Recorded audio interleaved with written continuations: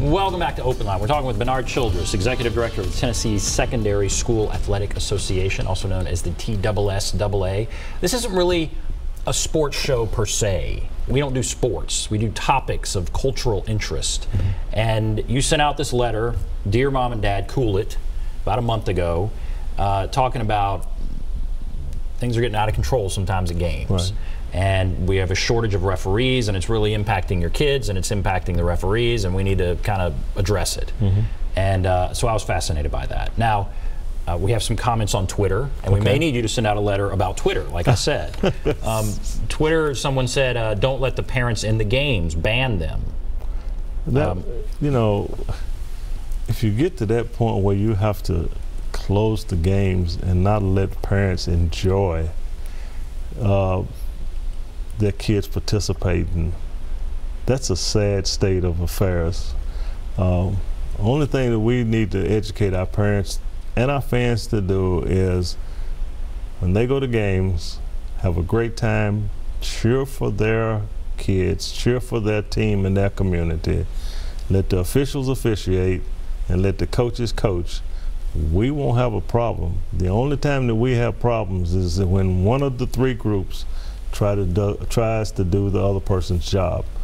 When you cross the line, that's when we have a problem. So I just don't think that's the right approach to this. The next comment, they need to tell the parents to sit down. You may... when you go to games, you ought to be able to stand up and cheer.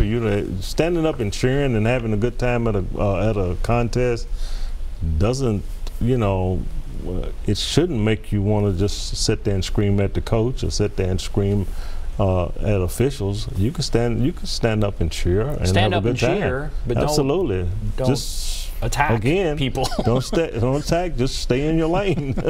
Yeah, I think it's interesting. There are three primary groups out there, That's right? They're the kids that are playing, the coaches, well, the referees, and then the fans. So I guess there are four, and so everybody has a lane they should be in. As long as they stay in those lanes, it's not going to be a problem. And then a beautiful comment here on Twitter, don't blame it on the parents, blame it on the unqualified referees. Well, you know, no one's perfect. So do we have good officials and bad officials? Sure. But we also have good coaches and bad coaches. So, you know, good teachers and bad teachers. I'm sure there are a lot of people feel like myself and my staff would do a horrible job, but we do the best job that we can to make sure that we're providing programs for young people. But the officials are trying to get qualified. They work hard at what they do, and I still say that no one goes into this to say, I think I'm going to officiate so I can go out and hurt a bunch of kids. You know, I read an article once that said, you know, when you look at officiating and how hard these people try to get qualified, and they go to camps and they are required, you know, if they're going to work out member school games, they have a certain amount of camps that they have to attend every year, a certain amount of evaluations that, you know, and there's a lot of things that take place that people are not even aware of in order to get them where they need to be. That takes time. But back to the article that I read that says in every contest you can go back and you can evaluate officials, and most of the time officials get 97 to 98% of the calls that they make during a contest correct. And I'm going to take it back to 96%. If they got 96% of the calls right every time that they walked out onto a field or a court, in anybody's classroom, that's an A. That's an A, that's right. We can accept that in the classroom. If our child came home with 96% on anything, we'll accept that because that's an A. For officials, that's not good enough, because the best call that they make is the last call that they make. Right, right. Very interesting. All right, let's go to Tolliver. Hello, Tolliver. Hey, how you doing? Fine. What's on your mind? Yes, I want to talk about the situation going on in high school sports. Go ahead. Hello? Yeah. Yes. Yes, I'm an official. I referee basketball. And me and sometimes our partners, we get to talking about how the fans have changed. I also played back in high school. And when I played in high school, when you came to the gym, most of the parents, they cheered for the kid. And if they made a mistake, they encouraged, that's okay, it's all right, do better next time.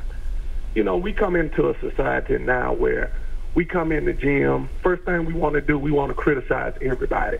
We criticize the coach, we criticize the players, and we criticize the officials. You know, what happened to us encouraging one another? I mean, we've changed totally. You know, just like I tell some of the parents, if you feel like the official is wrong, why don't you sometimes come to our camp and you will see the difference. Some parents don't understand the rules, so they feel like they're a guru on the rules and they try to tell you what you're doing wrong. You know, I tell them, I say, how would you like if somebody came on your job and told you that you was doing your job incorrect and you've been on your job for 20 years and they haven't even been there for a day? Right, right. I'm fascinated with your perspective. You say you have been officiating, you've been around this for many years, and you think there's just a total shift, right? Correct. And when do you think that happened?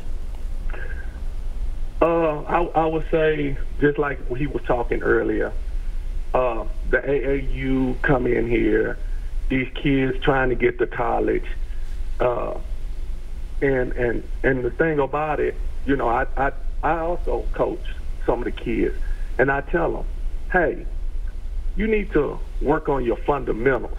You know, a lot of times parents get mad at the coaches because they're not winning. But a lot of times you can look and tell why the kids are not winning. It's because the parents don't take the extra time to get out in the yard or whatever, dribble the ball with them, pass it around, take them to the gym so they can shoot. They drop them off. They drop them off on everybody else, and then they don't take the time. So they're not encouraging them. And then, you know, they take a perspective of like, yeah, my child is all world. My child. We think highly, of course, we all think highly of our child, but you can sit there and you can know my child is not a D1 prospect.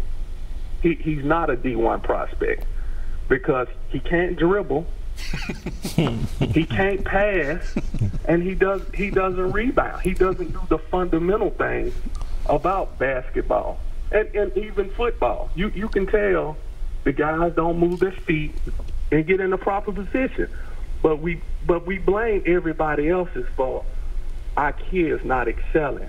And then when our kids get out there, we fuss at them. You need to do this. You need to do this. Why don't you say, hey, son, you played a great game. Or, hey, baby girl, you played a great game tonight. We don't have that. Right. That's But right. just like you said, we look at the score.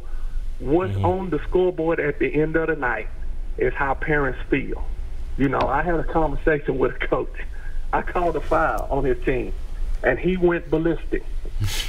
and I told him, when we had our conversation, I said, Coach, you're not going to like any call I make against your team. But as long as I make it against the other team, you good with it. But we have lost all perspective in encouraging one another and just going out having a great time in these gyms and on these football fields. Tolliver, thank you for your call. All right, lot there. Okay, it is a lot there, but Tolliver, thank you for your call, and people really do not understand how hard you all work and train in order to especially work our middle school and high school games. But I think coaches, you know, us as adults, and not just put it all on coaches, but parents, fans, all of us, we're missing a lot of teachable moments when we're becoming a society that we're giving young people excuses for maybe not winning a ball game. When you can stand outside of a locker room, and I've been there when teams have lost close ball games, kids are upset, you know, feeling we almost had them, we got beat by a better team, we've got to work harder, we can beat this team the next time. And then I see a coach or a parent come down and said, get your head up, you're fine. You didn't lose the game, the officials took the game from you. that's a problem. So now the kids go, oh, okay, we don't have to work any harder. We didn't lose. They took it from us. So we're missing those teachable moments, and but we're a product of our society. We're giving kids an excuse for not working hard. How does that translate? Is that what they're going to do when they get later on in life, when they don't get the job or don't get the promotion that they feel like they should have gotten, instead of working hard and getting better at that job? Are they going to say someone took it from me? Very interesting. All right, we're going to take a break. We'll take a break, and there's the number to call, 615-737-PLUS, 615-737-7587. Be back right after this.